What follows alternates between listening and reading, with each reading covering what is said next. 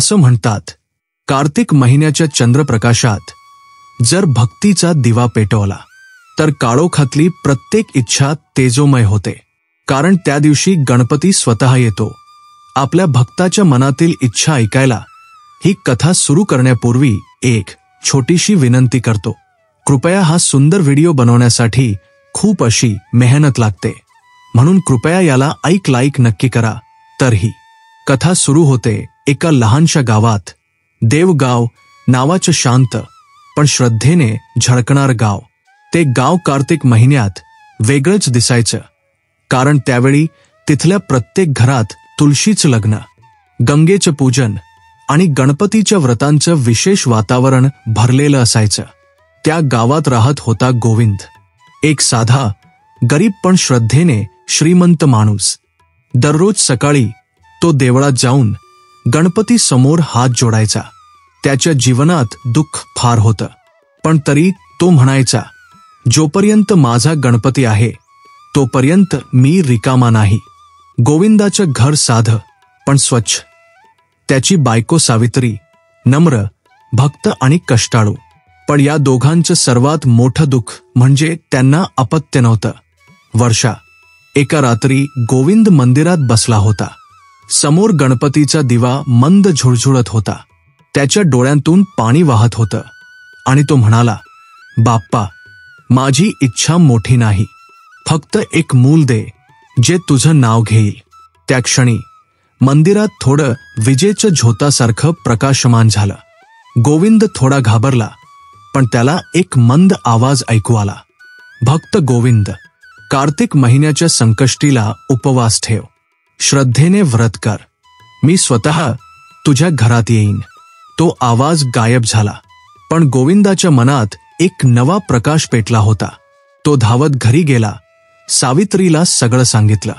सावित्रीच्या डोळ्यांतही आशेचा तेजोदीप चमकला. ती म्हणाली, आपल्या बाप्पाचं वचन असं असतं गोविंदा, यावेळी आपण पूर्ण भक्तीने संकष्टी करू. कार्तिक महिन्याचा तो दिवस आला. गावात सर्वत्र सणाचं वातावरण. गणपती मंदिरात फुलांची आरास, रात्रभर मंद दिव्यांचा उजेड आणि भक्तांची गर्दी. गोविंद आणि सावित्री उपवास करतात. त्यांनी दिवसभर काहीच खाल्लं नाही. त्यांच्या घरात गणपतीची प्रतिमा ठेवली. समोर फुलं, नैवेद्य आणि एक लहानसा दिवा. संध्याकाळी चंद्र उगवायचा वेळ आली. सावित्रीने आकाशाकडे पाहिलं. गोविंदा, अजून चंद्र उगवला नाही. गोविंद म्हणाला, हो, पण यावेळेस तो फक्त चंद्र नाही उगवणार, यावेळेस आपल्या भाग्याचं दार उघडणार आहे. त्यांच्या घराबाहेरून एक वृद्ध ब्राह्मण चालत येत होता. त्याने पांढरी धोतर नेसलेली, कपाळावर चंदनाचा टिळा, त्याच्या हातात कमंडलू. तो थकलेला वाटत होता. गोविंद धावत गेला आणि म्हणाला, महाराज, आत या, आमच्या घरात या. आज कार्तिक संकष्टी आहे. आपण आलेत म्हणजे गणपतीच पाठवलेत. ब्राह्मण हसला. बाळा, आज उपवासाचा दिवस आहे ना तुझा? गोविंद म्हणाला, हो महाराज, पण पाहुणा आला तर त्याला अन्न द्यायलाच पाहिजे. त्याने ब्राह्मणाला पाणी दिलं, आसन दिलं. ब्राह्मणाने प्रसाद घेतला आणि म्हणाला, तू जो करुणाभाव दाखवलास त्याचं फळ तुला मिळेल. ब्राह्मण उठला आणि बाहेर निघाला. सावित्री दाराजवळ आली तर बघते काय, तो ब्राह्मण हळूहळू अदृश्य होतो. त्याच्या जागी गणपतींचं तेजस्वी रूप दिसतं. दोघंही हात जोडून जमिनीवर कोसळतात. बाप्पा, तुम्ही खरंच आलात. गणपती म्हणाले, भक्त गोविंद, तुझं व्रत शुद्ध होतं. आजपासून तुझं घर रिकाम राहणार नाही. एका वर्षात तुला पुत्रप्राप्ती होईल. आणि त्या क्षणी दिव्याचा प्रकाश हजारपट वाढला. घरात सुमन वर्षाव झाला. सावित्रीच्या कुशीत थंडीची लहर गेली आणि तिच्या मनात पहिल्यांदा आईपणाचं स्पंदन जागृत झालं. गावाच्या पूर्वेकडून सूर्य उगवत होता आणि त्या प्रकाशात गोविंदच्या घरातलं वातावरण बदललेलं होतं. सावित्रीच्या चेहऱ्यावर तेज झळकत होतं. तिच्या डोळ्यात नवजीवनाची चमक होती. गणपतीच्या वचनानंतर तिच्या मनात विश्वासाचं बीज रुजलं होतं. दररोज सकाळी ती गणपती समोर दिवा लावत म्हणायची, बाप्पा, तुझं वचन माझा श्वास आहे. तूच माझ्या पोटी जीवनाची ज्योत लावणार. गोविंद तिच्या बाजूला बसायचा. त्याचे हात थरथरत पण डोळ्यात भक्ती असायची. गावकरी या जोडप्याला पाहून म्हणायचे, गणपती खरोखरच त्यांच्या पाठीशी आहे. त्या रात्री सावित्री मंदिरात गेली. गावात कार्तिकाचा शेवटचा आठवडा होता. चंद्र मोठा, आकाश स्वच्छ. ती गणपतीला फुलं अर्पण करत होती. तेवढ्यात तिच्या नाकाजवळ मंद गंध आला. केवडा आणि चंदनाचा सुगंध. आणि गणपतीच्या मूर्तीच्या कपाळावरून लखलखीत प्रकाशकण उडाला. त्या प्रकाशातून एक आवाज आला, सावित्री, तुझ्या कुशीत आता आनंदाचं बीज आहे. ती थरथरली. तिच्या डोळ्यांतून अश्रू वाहू लागले. ती धावत घरी गेली. गोविंदाला मिठी मारत म्हणाली, बाप्पा आलाय, बघा, बाप्पा आलाय. गोविंद थक्क झाला. त्या रात्री आकाशात तेजस्वी चंद्र होता आणि त्यांचं घर पहिल्यांदा संपूर्ण प्रकाशाने न्हाऊन निघालं होतं. वेळ सरकला. 9 महिने झाले. सावित्रीच्या कुशीत बाळ आलं. सुंदर, तेजस्वी, ज्याच्या कपाळावर गणपतीसारखं लहानसं चंदनाचं ठिपकं. त्यांचं नाव ठेवलं विनायक. गावभर उत्सव झाला. लोक म्हणाले, ही गणपतीची देणगी आहे. गोविंद दररोज सकाळी मंदिरात जाऊन बाप्पाला म्हणायचा, माझं बाळ तुझं आहे बाप्पा, त्याच्या प्रत्येक श्वासात तूच राहा. विनायक जसजसा मोठा झाला तसतसा तो चमत्कारिक वाटू लागला. तो अगदी लहान असतानाही देवळात बसून ध्यान करायचा. त्याचं हसू गावात आनंद पसरवायचं. पण जसं प्रकाश असतो तसं सावलीही असतेच. गावातल्या काही लोकांना गोविंदाचं भाग्य सहन झालं नाही. त्यांनी कुजबुज सुरू केली. हे सगळं नाटक आहे. कसला चमत्कार. त्यांनी काही जादू केली असावी. सावित्रीला हे ऐकून मन दुखायचं. ती म्हणायची, बाप्पा, एवढं का? एके दिवशी गावात दुष्काळ पडला. सर्व विहिरी कोरड्या झाल्या. शेतं कोमेजली. लोक देवावर शंका घेऊ लागले. तेव्हा गोविंद उठला आणि म्हणाला, या गावाचा देव अजूनही जागा आहे. या कार्तिक संकष्टीला आपण सर्व मिळून व्रत पाळूया. बाप्पा आपल्यावर कृपा करेल. गावक्यांनी मान डोलावली, पण काही लोक हसले. त्यात एक होता राघव, जो अहंकारी होता. तो म्हणाला, जर खरोखर गणपती तुझ्याशी बोलतो तर त्याला सांग, माझ्या कोरड्या विहिरीत पाणी आणून दाखव. गोविंद शांत होता. त्याने काही बोललं नाही, पण मनात म्हटलं, बाप्पा, ही माझी परीक्षा आहे. सगळं गाव गणपतीच्या नावानं भरलं. गोविंद, सावित्री आणि लहान विनायक मंदिरात गेले. गणपती समोर त्यांनी चौरंग ठेवला. गोविंद म्हणाला, बाप्पा, हे सगळं तुझ्या हातात आहे. आज तू स्वतः या गावाचं पाप धुवून टाक. विनायक पुढं आला. त्याच्या छोट्या हातात एक तांब्याचं भांड होतं. त्याने देवळातला प्रसादाचा पाणी घेतलं आणि म्हणाला, बाप्पा, राघोच्या विहिरीत हे पाणी टाकतो. तो बाहेर गेला. विहिरीजवळ पोहोचला. पाणी ओतलं आणि काही क्षणात संपूर्ण विहीर पाण्याने भरली. लोकांच्या डोळ्यात विस्मय. गावभर घोषणा झाली, गणपती बाप्पा मोर्या. कार्तिक संकष्टी की जय. राघव नम्र झाला. तो गोविंदाच्या पायांवर पडला. मला माफ कर, मी श्रद्धेवर शंका घेतली. गोविंद म्हणाला, बाप्पाच्या नावावर शंका घेऊ नकोस, कारण श्रद्धा हीच खरी संपत्ती आहे. त्या दिवसानंतर गावातला दुष्काळ संपला. पिकं हिरवीगार झाली. लोकांच्या घरात हसू आलं. सावित्री म्हणाली, बाप्पा आपल्याला फक्त मूल नाही दिलं, तर संपूर्ण गावाला नवं जीवन दिलं. आणि त्या रात्री पुन्हा आकाशात पूर्ण चंद्र झळकत होता, तसाच जसा गोविंदानं पहिल्यांदा पाहिला होता. त्या प्रकाशात गणपतीच्या प्रतिमेवरून पुन्हा एक मंद तेज उडालं. जणू तो म्हणत होता, अजून यात्रा संपलेली नाही भक्तांनो. खरी संकष्टी म्हणजे दुःखाचं रूपांतर विश्वासात करणं. दिवस सरले, वर्ष गेली.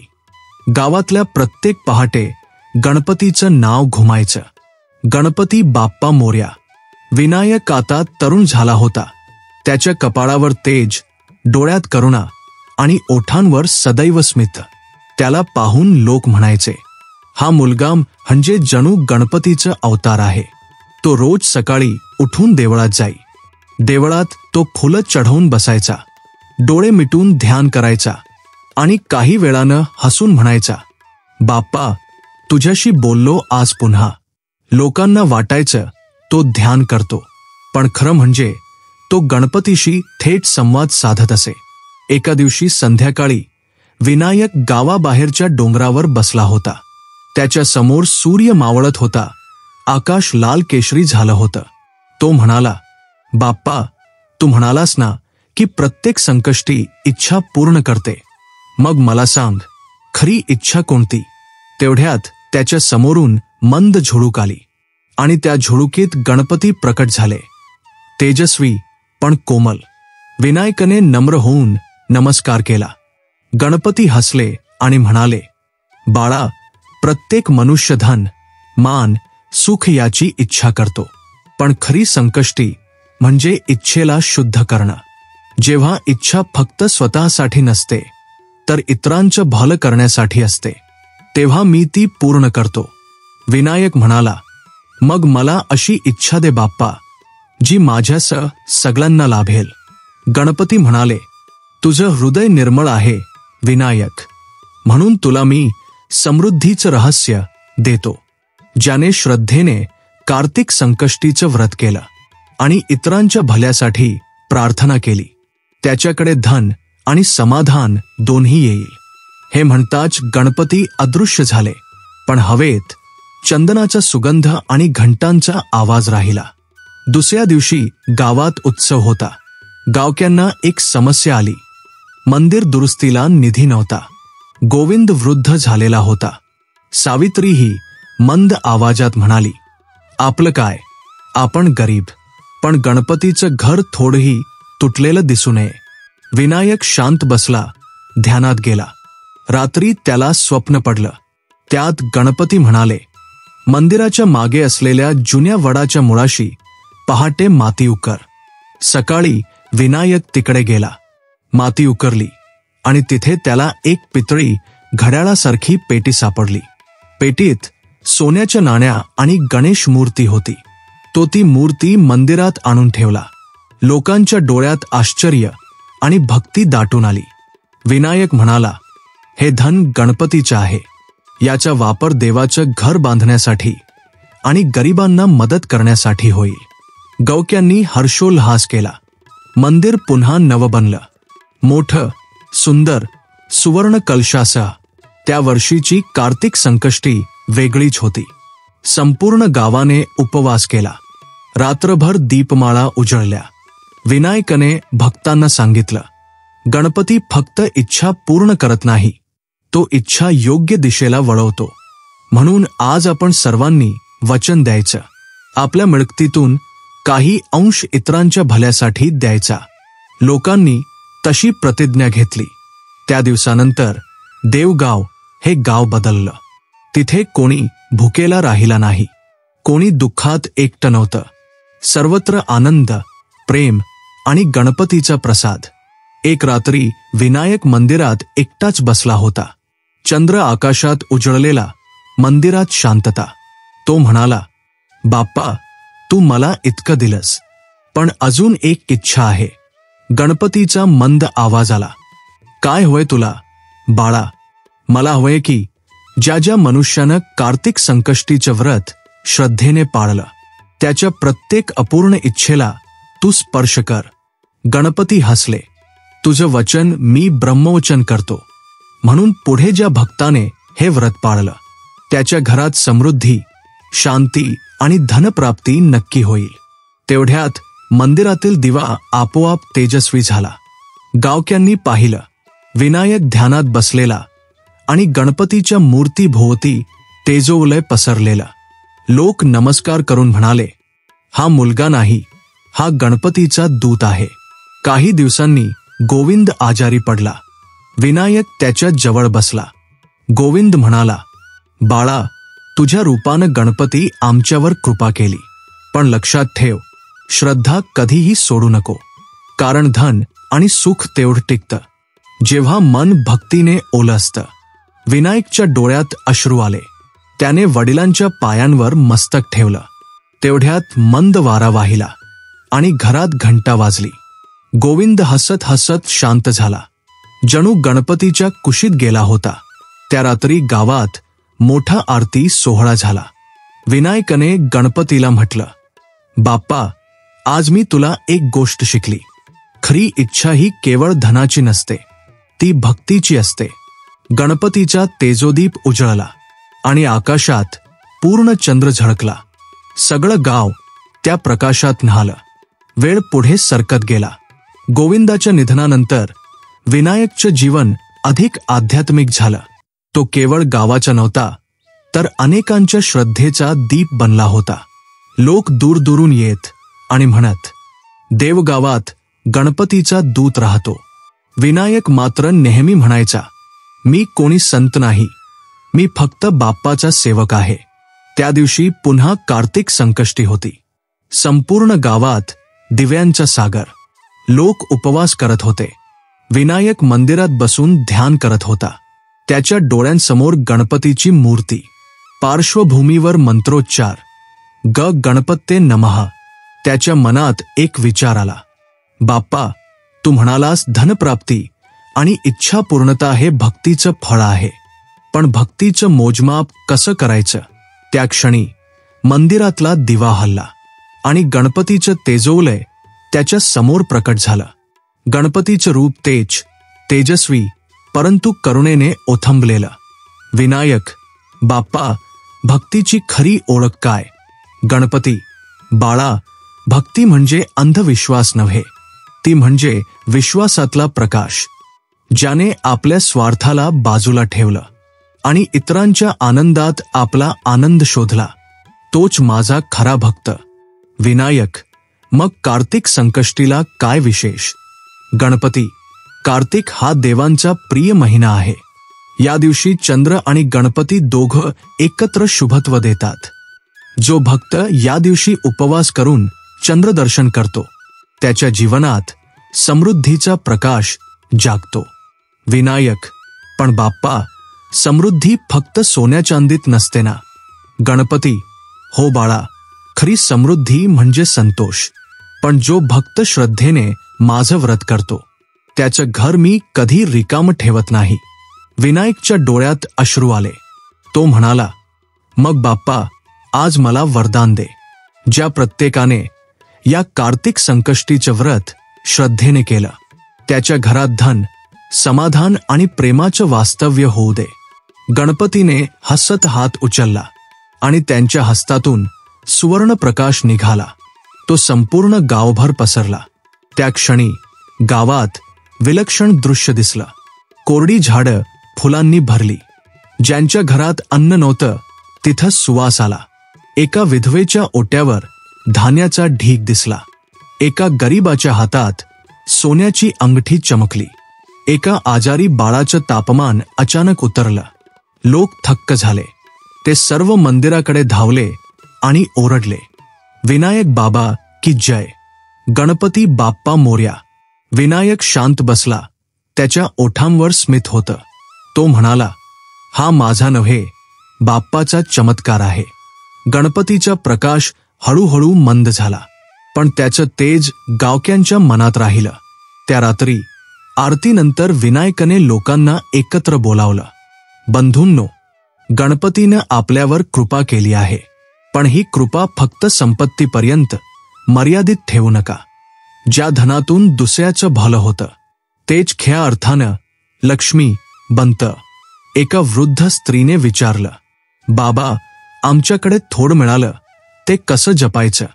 विनायक म्हणाला, प्रत्येक गोष्टीचा काही भाग दान करा. कारण दान केलं की मनात जागा बनते, आणि जिथं जागा असते तिथं गणपती पुन्हा देतो. गावक्यांच्या डोळ्यात आनंदाश्रू आले. सर्वांनी गणपती समोर प्रणाम केला. विनायकाच्या विलीन होण्याच्या घटनेनंतर देवगावात अजब शांतता होती. गावक्यांच्या मनात दुःख होतं, पण त्याचबरोबर एक अनोखी प्रसन्नता होती. जणू काही प्रत्येकाच्या अंतःकरणात गणपतीचा प्रकाश उतरला होता.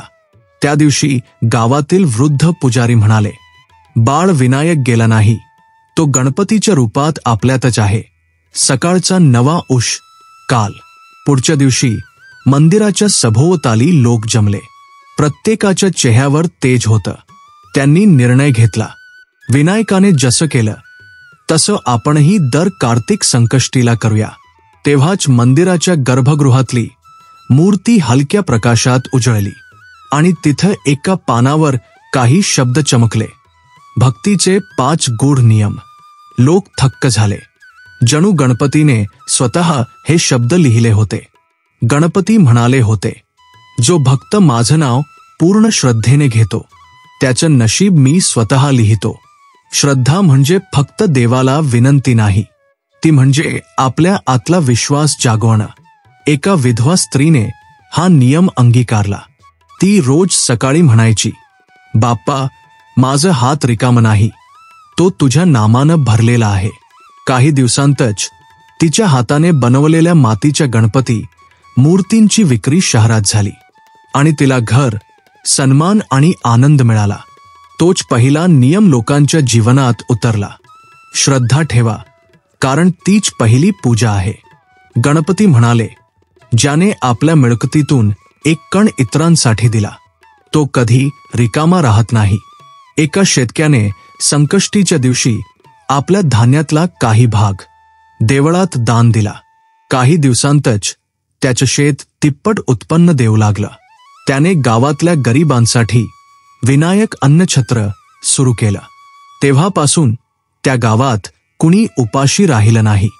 जेवढं देता तेवढी येतं. हा बाप्पाचा दुसरा नियम. नियम 3.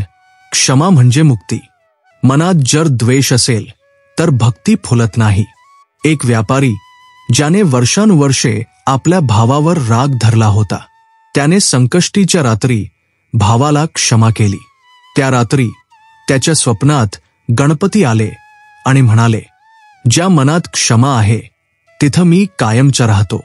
पुढच्या महिन्यात त्याच्या व्यापारात चमत्कार झाला. तो म्हणाला, माझं भाग्य गणपतीने नव्हे माझ्या क्षमेने बदललं. हा तिसरा नियम. क्षमा म्हणजे भक्तीचं आरसपानी रूप. नियम 4. ध्यान म्हणजे संवाद.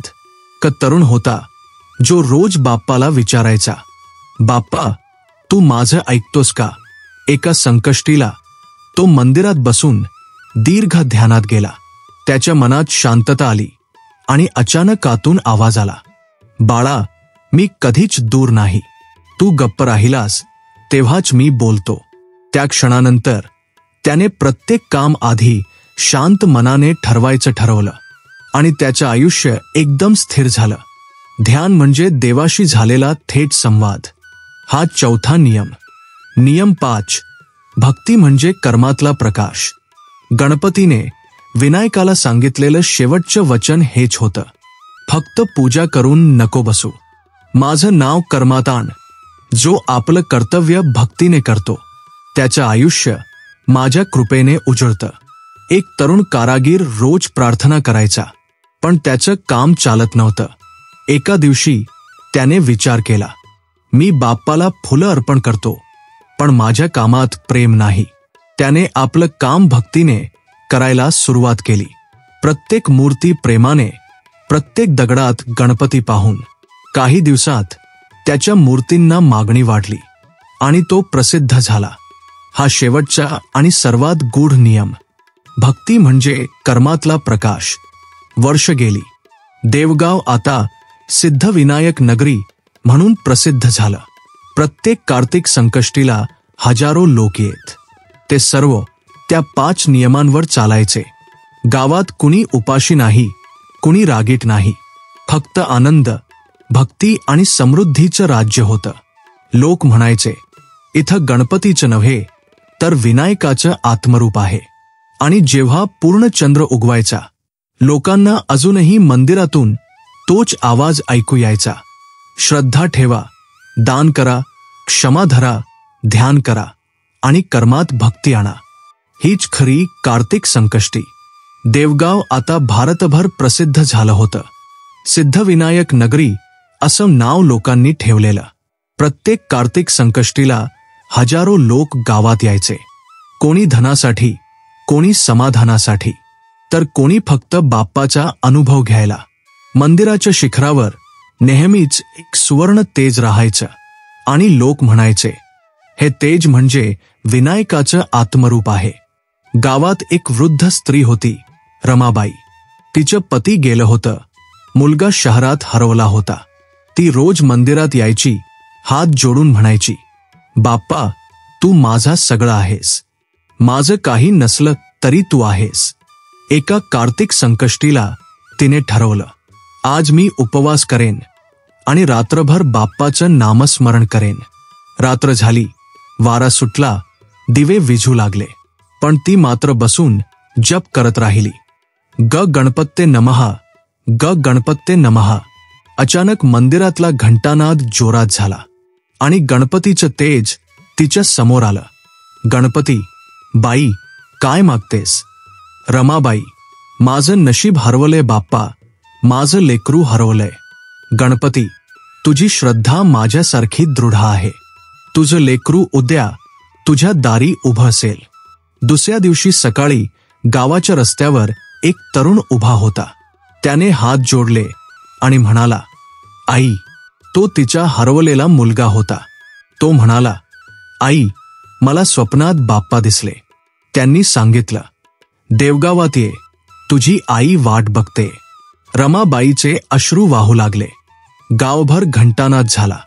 हा होता पहिला चमत्कार, श्रद्धेचं वरदान. एक कारागीर होता, नाव नामदेव. त्याचं आयुष्य संघर्षाने भरलेलं. काम भरपूर, पण पैसा नाही. तो रोज म्हणायचा, मी प्रार्थना करतो, पण काही बदलत नाही. एका संकष्टीच्या दिवशी मंदिरात गेला. पुजायाने सांगितलं, विनायक बाप्पा म्हणत होते, भक्ती फक्त नामात नको, कर्मात आण. त्या दिवसापासून नामदेवने ठरवलं, प्रत्येक मूर्ती मी बनवेन, पण ती माझं अर्पण असेल. त्याने मूर्ती घडवताना डोळ्यात प्रेम ठेवलं, हातात भक्ती. काही दिवसांनी त्याने बनवलेली मूर्ती शहरात विक्रीला गेली आणि ती मूर्ती एका व्यापाऱ्याच्या घरी गेली. त्या व्यापाऱ्याच्या घरी सुख, धन आणि शांती वाढली.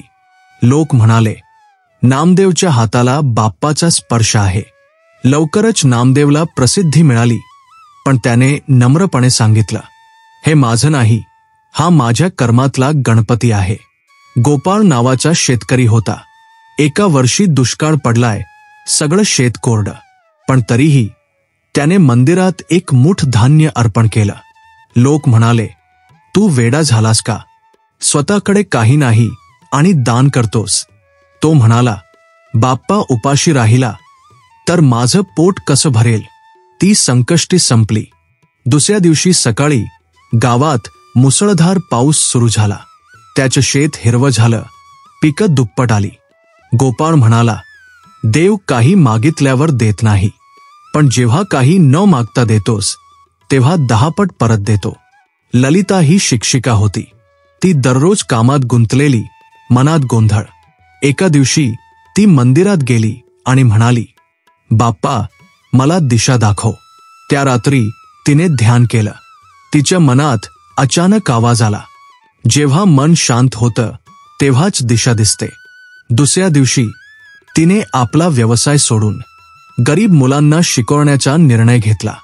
आज ती शेकडो विद्यार्थ्यांची ललिता मॅडम म्हणून ओळखली जाते. ती म्हणते, तो आवाज मी ऐकला नाही, तो अनुभवला. रमेश आणि त्याचा लहान भाऊ यांच्यात वाद झाला होता. वर्षानुवर्षे दोघं बोलत नव्हते, पण एका कार्तिक संकष्टीच्या रात्री रमेश मंदिरात गेला. त्याला विनायकाची आठवण झाली. तो म्हणाला, बाप्पा, माझं मन जड झालंय, हे ओझं उतरव. दुसऱ्या दिवशी त्याने भावाला फोन केला, भाऊ, चला पुन्हा एकत्र काम करू. त्या वर्षी त्यांचा व्यापार दुगुणा झाला. रमेश म्हणाला, क्षमा केली तेव्हा माझं आयुष्य हलकं झालं आणि बाप्पा माझ्या घरात परत आले. गावाचं रूपांतर आणि बाप्पाचा संदेश. वर्ष गेली. देवगावात प्रत्येक घरात समृद्धी होती, प्रत्येक मनात श्रद्धा होती आणि प्रत्येक ओठांवर फक्त एकच नाव, गणपती बाप्पा मोरया, विनायक बाबा की जय. एक दिवस पूजायाने ध्यानात पाहिलं.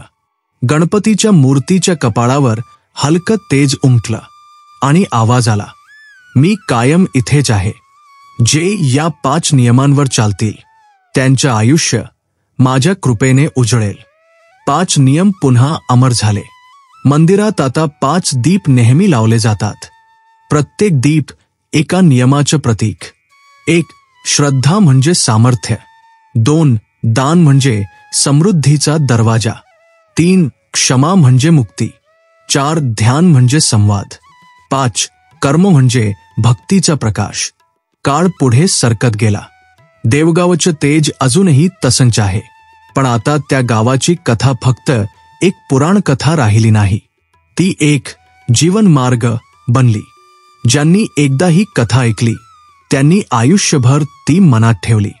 विनायकाचं नाव आता केवळ मंदिरात नाही, तर प्रत्येक घरात, प्रत्येक हृदयात आहे. गणपती म्हणजे फक्त मातीचा देव नाही, तो म्हणजे बुद्धी, श्रद्धा आणि स्थैर्याचं प्रतीक. संकष्टी म्हणजे संकटांचा नाश करणारा दिवस. पण हा दिवस फक्त उपवासाचा नाही, तो आपल्या आयुष्याला नवा प्रकाश देणारा प्रसंग आहे. ज्याला स्वतःवर विश्वास आहे, ज्याने दुसऱ्याला क्षमा केली आणि ज्याने थोडं का होईना पण दान केलं, त्याच्यावर गणपतीची कृपा आपोआप होते. आज आपण सर्व धावपळीत जगतो. कधी मोबाईल, कधी पैसा, कधी नाती. पण गणपती सांगतो, थांब रे बाळा, श्वास घे आणि माझं नाव घे. कार्तिक संकष्टी म्हणजे एक क्षण स्वतःसाठी, आपल्या मनासाठी. त्या दिवशी जो स्वतःकडे पाहतो त्याचं नशीब खरंच बदलतं. देवगावात अजूनही प्रत्येक कार्तिक संकष्टीला 5 दीप लावले जातात आणि पुजारी मंत्र म्हणतो, हे गणपती बाप्पा, ज्या घरात हे दीप लागतील तिथं संकट येऊ नये आणि आनंद कधी कमी होऊ नये. आज जगात कुठंही असा भक्त गणपतीचं नाम घेतो, त्याचं हृदय त्या दिव्याशी जोडलेलं असतं. तोच विनायकाचा चिरंतन वारसा. गणपती बाहेर नसतो, तो आपल्या मनात असतो. आपण जेव्हा मी करू शकतो असं म्हणतो, तेव्हा तो आपल्यातच प्रकट होतो. मनात गणपती असेल तर जगात काही अशक्य नाही. आणि म्हणूनच कार्तिक संकष्टीचा दिवस म्हणजे आपल्या आतल्या गणपतीला जागवण्याचा दिवस. रात्र पुन्हा शांत झाली. पूर्ण चंद्र उगवला होता. मंदिरात पुजारी आरती संपवून म्हणाला, बाप्पा, या कथा ऐकणाऱ्यांच्या घरी आनंद, शांती आणि समृद्धी राहो. त्या क्षणी मंदिरात सुवर्ण प्रकाश पसरला आणि आवाज आला, जो माझं नाम प्रेमाने घेईल त्याच्या संकटांचा नाश मी स्वतः करेन. गावकरी थरारले. ते सर्व हात जोडून म्हणाले, गणपती बाप्पा मोरया, मंगलमूर्ती मोरया. कथा संपली, पण बाप्पाची कृपा सुरू झाली. त्या दिवसानंतर कार्तिक संकष्टी फक्त एक दिवस नव्हता, ती एक भावना बनली जी प्रत्येक भक्ताच्या श्वासात आहे. तर पहा, ही कथा ऐकणाया आणि श्रद्धेने बाप्पाचं नाव घेणाया प्रत्येक भक्ताच्या कुटुंबावर गणपती बाप्पाचं चिरंतन आशीर्वाद असो. तुमच्या घरात शांती, समाधान आणि अखंड धनप्राप्ती नांदो. गणपती बाप्पा मोरया, मंगलमूर्ती मोरया. धन्यवाद.